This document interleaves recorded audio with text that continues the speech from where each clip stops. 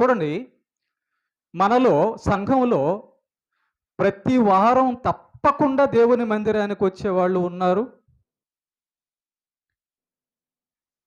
ఎక్కువ శాతం వచ్చేవాళ్ళు ఉన్నారు. ఎప్పుడో ఒకసారి వచ్చేవాళ్ళు ఉన్నారు. ఇదేంటి తేడా ఇది? అసలు ఎప్పుడో సంవత్సరానికి ఒకసారి వచ్చేవాళ్ళు ఉన్నారు.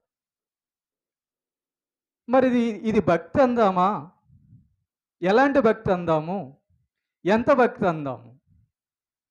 అంటే సంవత్సరానికొచ్చి ఒక్కసారి మాత్రమే చర్చికొచ్చే వాళ్ళ భక్తిని ఏ శాతంలో వేయాలో ఒకసారి మనం ఆలోచన చేద్దాం.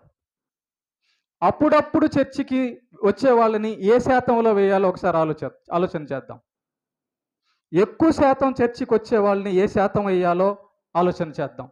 అసలు ఎప్పుడు చర్చి మానకుండా ప్రతి ఆదివారం వచ్చే వాళ్ళ భక్తి శాతం, విశ్వాసం శాతం ఎంతో ఆలోచన చేద్దాం. ఆలోచన చేస్తే మన మన యొక్క భక్తి జీవితంలో భక్తి చేస్తున్న మనుషులలో రకరకాల స్థితిగతులు కనబడుతున్నాయి. మనకే కనబడుతున్నాయి స్వయంగా.